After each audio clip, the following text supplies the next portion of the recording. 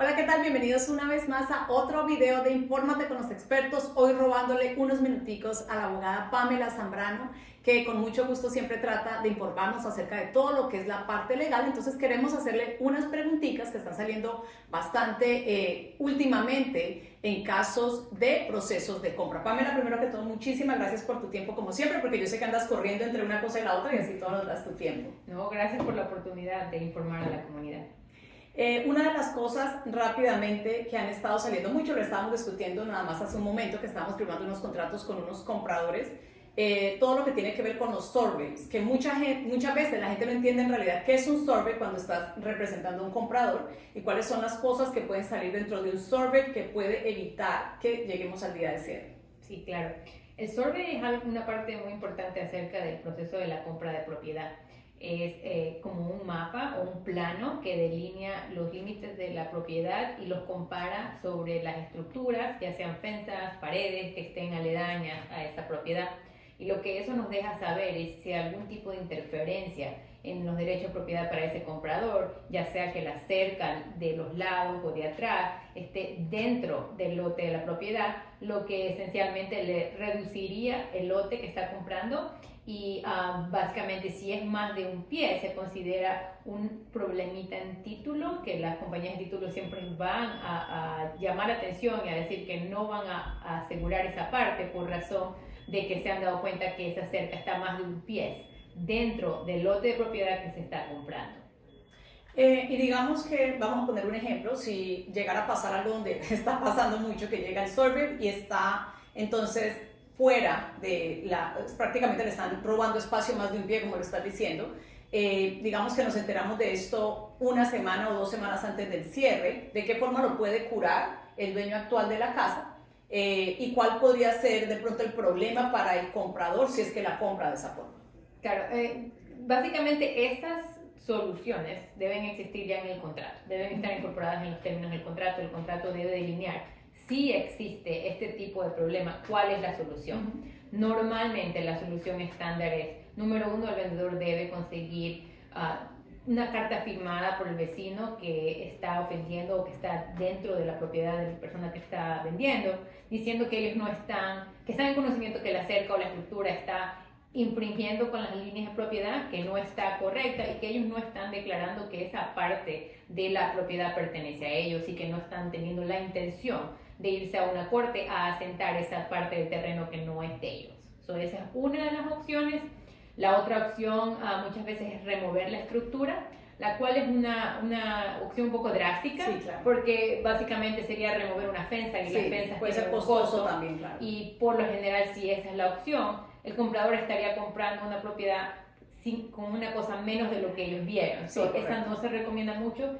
En ciertas ocasiones hay compradores que la prefieren, pero realmente económicamente no es buena. Y luego la tercera opción es que ese vendedor no tiene ese comprador no tiene la obligación de proceder si el vendedor no quiere darle las cartas, no quiere remover la fensa, pero en ese momento pues el comprador tiene que hacer una decisión económica si realmente a ellos les favorece comprar como está, sin recibir la compensación o el remedio por esa deficiencia, o si quiere simplemente parar la compra y retirarse y pedir su dinero de regreso. Es algo que no los penalizaría a un comprador, pero se tiene que evaluar, ¿verdad? ¿Cuál es el beneficio y cuál es el costo de aceptar ese tipo de deficiencia? Y, señores, importantísimo, esta es la parte legal y son las pequeñas cosas que no sabemos cuando estamos en el proceso de compra. Siempre nos enfocamos muchísimo en el préstamo, en los intereses, en cuánto me va a costar la casa, pero son los pequeños detalles que deben estar informados con un abogado, no solamente con experiencia, pero en su propio idioma. Hablando del survey, ¿cuál puede ser más o menos el costo de una casa normal? Porque yo sé que si la casa es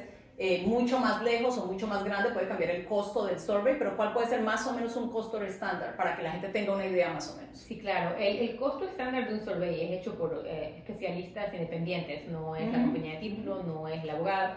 El costo oscila entre 600 y 800 dólares normalmente, pero si estamos hablando de una propiedad súper extensa, de más de 1 acre o más de 2 acres, que se encuentra en la parte este de la isla, luego se pueden hablar de diferentes cantidades, ya que es un poco más costoso y puede llegar hasta cerca de $2,000 un survey. Muy bien, Pamela, otra cosa que me hacen preguntas y no lo entendemos siempre cuando hablamos de cerrar con dinero en escrow, que es algo que últimamente debido a lo de los surveys a veces o debido a permisos abiertos, violaciones en la casa o una cantidad de diferentes temas con todo lo que tiene que ver con la parte legal, nos vemos obligados a cerrar con dinero en escrow. Primero que todo, puedes explicar exactamente qué es y cuáles pueden ser las razones por las cuales tengamos que cerrar con dinero en escrow. Sí, claro.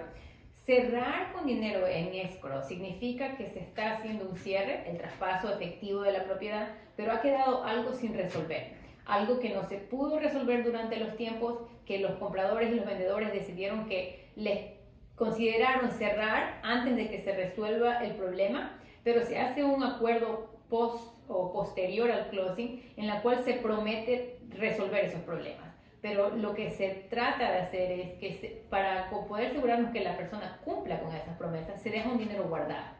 Ese dinero guardado debe ser como relativo a lo que costaría a la persona que está esperando en esa promesa poder resolver esos problemas. Entonces primero se hace una negociación, un análisis, cuánto va a costar, y basado en eso se determina cuál es la cantidad que le vamos a pedir a ese abogado de ese vendedor que está prometiendo hacer algo, cuánto debe ser guardado ahí. Se estima cuál es el tiempo necesario que se necesita para resolver ese problema y se guarda ese acuerdo, que ya no es el contrato, es un contrato adicional posterior al cierre que se debe cumplir de acuerdo a los términos que se acuerden. Siempre y cuando se cumplan los términos, ese dinero va a las manos del vendedor, pero si en caso ese vendedor no cumpla con la promesa, lo que se hace es que el comprador o quien sea que está esperanzado o dependiente de esa promesa tiene derecho a quedarse con ese dinero, resolver el problema, y ese dinero debería compensar y ser relativo a lo que le va a costar resolver el problema. Vamos a hablar un poquito de un ejemplo palpable que pasó, de hecho, hace poco con un cliente. Digamos que estaban obteniendo un permiso en una casa para legalizar una parte de la casa. No llegaron a obtener el permiso, pero ya estábamos listos para cerrar. Cerramos en la casa con un dinero acordado.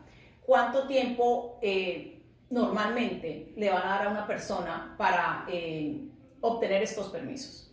Eso todo depende de qué tan grave fue el problema, cuál sea el municipio que esté encargado de esa jurisdicción, porque diferentes municipios tienen diferentes tiempos, diferentes problemas a veces requieren más tiempo, y depende de qué tan avanzado vaya el proceso. Tenemos ocasiones en donde ya los vendedores están todo aprobado y solo esperan que el certificado sea emitido. Para eso se da 45 días, 30 días, porque estamos esperando solamente que el documento sea emitido.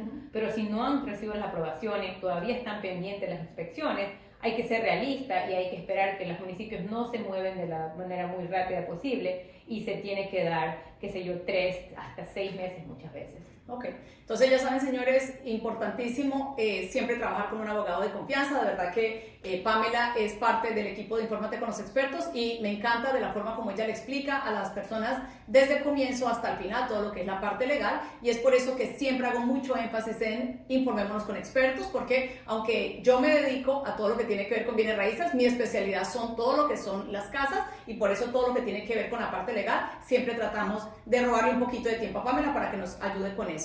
Muchísimas gracias por el tiempo, Pamela, como siempre. Si alguien te quiere contactar porque está en proceso de compra o venta en este momento, ¿cómo te puede contactar? Sí, claro, me pueden contactar a mi línea directa, que es el 631-848-5863. Y no se pierdan nuestro próximo seminario que viene por ahí, donde Pamela también va a estar atendiendo para responder sus preguntas, y nos vemos en un próximo video. Chao.